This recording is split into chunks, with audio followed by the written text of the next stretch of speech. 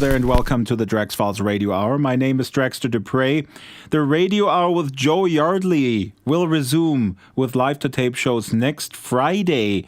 But this week, one more rerun with Ben Lang, founder and executive editor of the excellent Road to VR blog. We read that blog every day, multiple times. I spoke with him just before the Game Developers Conference in San Francisco in March this year. And aside from him giving us an overview of VR hardware, we spoke about the perception of SL among the gaming crowd. And I think that topic is topical as it ever was. These new VR enthusiasts that may not have even heard of SL or may think it's not real VR or may think there's only dancing. Anyway, Ben has some great points. We spar a little, so we'll replay that segment today. The question is really still one of, are we immersed in Second Life or are we merely invested? Do I need goggles to feel part of this virtual world? Is a virtual world virtual reality? Now, this interview only scratches the surface, but after I read Mona Eberhardt's excellent blog post last week with the title Refocusing the Virtual Reality Discussion, I felt that we needed to do this rerun to open the debate again on this show. Among all the awesome guests we have lined up for the coming season, we're most excited, of course, about your voice in this mix. Are you feeling immersed in SL? Why or why not? Do you need an omnidirectional treadmill to feel it? So call us on Skype, leave a message, write us an email, ping us in World. You may be able to hear from my voice that I'm a little pressed for time. I have painters and carpenters at the house, so the compressor and the saw might start in just a minute, so I gotta go. Here's my interview with Ben, originally aired March 21st. Enjoy. Joe and I on the podcast always and others too, wreck our brains why Second Life is perceived the way it is perceived. And we know one of the problems is that Linden Lab is not doing a lot of active marketing the breadth of what Second Life is, how big it is, what you can do with it. In a way, it's no surprise that we hear from, it's just people sort of cheating on their wives, loners who need a Second Life. That's where the name comes from. And C, what did I hear? It's good for business meetings, which it is not. Where do you think this comes from, that the younger crowd, and I'm assuming that you're a little bit younger than me, I'm 43, and these guys, the makers, Pamalaki, all these people are in their 20s or 30s, that they have from our vantage point, a kind of a warped perception of what Second Life is. Where does this come from? I think one of the biggest problems is it has a massive learning curve.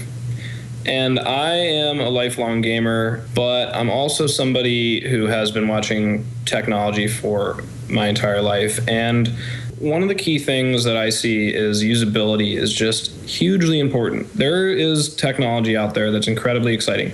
I used UMPCs back in the day when it was a tiny screen with a little keyboard, and it was trying to run a full Windows operating system. And I knew that this was a useful, amazing piece of technology to be able to fit in my pocket, but I also knew that it was very difficult to use, and only somebody who was really passionate about it would go through the pain of using it to, you had to want to use it, basically. So it is a value proposition, because Photoshop is a terrible interface if you don't know your way around. I think that's a great example. I use Photoshop a lot, and it's absolutely incredibly powerful and incredibly complicated. So yes, I absolutely think it's a value proposition. Second Life is the same way. It obviously has huge, awesome things that you can do with it, and it's a really cool universe. But even as someone like me who is a lifelong gamer and has spent just way too much time playing games, hard ones too, it's very hard to get into. It needs to be easy, and it needs to have a hook, and it needs to lead people there gradually and not ask them to do a lot of research. What I find interesting is that gamers have a harder time getting into Second Life, and I think I know why that is. And you hinted at it, because Second Life does not tell you what to do at all. You can build a spaceship, you can fly around with it, you can build a shooter game, then play it with others, but you have to make it, or you go somewhere where somebody already made it. There is no extrinsic reward system. So is that maybe something that the gamer really needs? I'm saying this not, I'm not judging here. I'm just observing a gamer And it's interesting because my son is 10 and he is kind of a gamer, I think. He needs to be told exactly what do I need to do and what do I get for it. Yeah, no, that's a great point. And so I spent a lot of time playing Minecraft. I don't know if you've ever played it before. We are in a Minecraft-obsessed household. What I was going to say is that in Minecraft, there's very little guidance. You're plopped into a randomly generated world. For some people, that blank canvas is paralyzing. And I've seen this coming up in not just games, but also, in my younger life, being educated. For some people, when you sit them down and say, draw a picture or write an essay, their first question is, what do I draw? What should my essay be about? I feel like we have a tendency, maybe in modern education, or maybe it's just in the US, to teach people not how to think, but what to think. And when you give them these blank canvases, it can become very paralyzing. So I have some friends who love Minecraft, and I love Minecraft because I can just build. I can just build what's in my, I can build a town with my friends and live in a house, but there's no objectives.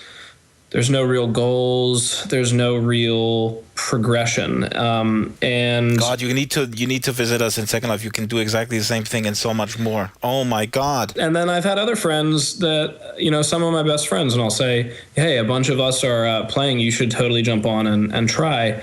But there's some people that just say, what do I do? I say, build a house, mine some materials, and they just say, okay, I did that. Now what or why? And that's not a bad thing against them. They just really like structured games as opposed to this build whatever's in your head. This is really well stated. Are we going to have time to hash out our first virtual reality talk show matter? Oh yeah. Okay, so then let me do a mea culpa here. So I saw your RiftMax virtual talk show. I think I completely understand why you guys described it as the very first virtual talk show, because you are interfacing into a virtual space with hardware, and you distinguish virtual reality from a virtual world, which is Second Life is a virtual world. So that's what I understand. What I don't understand is if you in fact distinguishing it like this, because you're saying that virtual worlds like Second Life, I have to access, download it, I have to sign up, log in, and then I'm in. And in virtual reality, I'm just there. Then I would counter-argue, well, I have to download your theater and be invited into it in order to take part. If you're arguing that virtual worlds, I'm interfacing in virtual worlds not with a hardware device, so I'm just I'm separated from it. I'm not really in it because the keyboard is between me and the world. Then I kind of understand what you're trying to say. Mm-hmm. So I listened to your previous episode where you're talking about this with Joe, and I think that we're having mostly a semantic issue here. I think we're using the same terms in different ways, and I think I might have a good solution to at least explain our differences. So this was what we called the first live virtual reality talk show, and certainly there have been live talk shows done in Second Life. I think the word that's being used differently here is reality. So for me and the growing VR movement right now, virtual reality, the word reality is talking about immersion. And I understand that people can be very immersed in Second Life as well. But I think a better word for immersed in Second Life would be invested. I think that when I'm saying immersion, I'm talking about, do I feel like I'm physically in the world? When you guys are talking about immersion, I think you're talking about investment, as in I care about the world. And when you're talking about reality, I think you guys are talking about society and culture happening in this virtual space. You're seeing emergent society and emergent culture in a virtual space. And I think that's what you're referring to as reality. And I totally agree that that's there in Second Life. And I fully get that. Let me jump in really quickly. You're making excellent points, and I would agree. But I have to tell you that I have experienced myself in doing my video series, and I have seen people with really bad graphics, with really bad frame rates, and they have a connection to their avatar in Second Life. They will always say immersion, I'm in there. Case in point, the 86-year-old Parkinson's patient in San Diego that I covered in one of the last episodes. I interviewed her for 2 hours or longer, and she said, this is how I feel inside. When I look at myself on the screen, and she looks kind of like a 25-year-old woman, turning into a mermaid and jumping in the water. I am in the water. I can feel the water. People are immersed despite that distance. I think it's a lot easier to, of course, feel when you put the Oculus on and you're in there. Yes, you're in there, versus on the screen. I mean, I have that problem all the time when somebody looks over my shoulder and I tell them, "Look how awesome this is. I'm in there." They go like, "Whoa, you're nuts. You're not in there. You're looking at something on a screen." Yeah. I think that there's a difficulty here, of course, because immersion is not either you're immersed or you're not. It is a gradient. So I have used the Oculus Rift with plenty of different demos, and a demo where you have the Rift on and you feel like you're in the world visually, but you're sitting there using a mouse and keyboard is not as immersive as a demo where you're using the Razer Hydra and you're standing up and you're controlling your own hands. So the more natural the input becomes, the more immersed people tend to feel. Specifically controlling the view with your head instead of your mouse, I mean, that is at its base as foundational a sense as feeling. Because our whole world is perceived through our eyes, and looking left and looking right and expecting the world to move around us as we do that is just, it's there from the very beginning. So when you take that and apply it to these virtual worlds, you are in there in a different way than controlling it with your mouse or looking at an avatar. So I can understand an argument for saying I'd feel like I'm in there even when you're just looking at a screen or at an avatar. But as a gamer who's played tons of first-person shooters, even when it's in a first-person view, I don't think it's useful to say every virtual space is virtual reality, because I'm saying reality has to do with immersion as opposed to just a virtual recreation of something. I agree with you, and there is no doubt that the grade of immersion is a lot higher when I put that thing on. There is absolutely no doubt. Your example that you played countless games and there's no comparison to when you're actually in there, that doesn't surprise me at all, because a game is not Second Life and Second Life is not a game, in the sense that in Second Life I create my own persona. You are then immersed in the culture. Your actions, they follow you. It's like being part of a community. I totally understand that. I played World of Warcraft for too long, and I had friends in there, I had enemies, I had virtual money that was important to me, I had tons of time invested. People knew my character, which I would say they knew me. There was culture in that game. There was economy. I totally understand all that. And I know that that's present in Second Life as well. And so, yeah, I think that when you guys are saying reality and immersion, you're talking about investment when you say immersion, and then reality is about these human elements that are in the game. Whereas when I say immersion, I'm talking about feeling as your human senses as though you're inside the game. And then when I say reality, I'm not talking about the cultural stuff. I'm just talking about, does my brain think that my body is in there?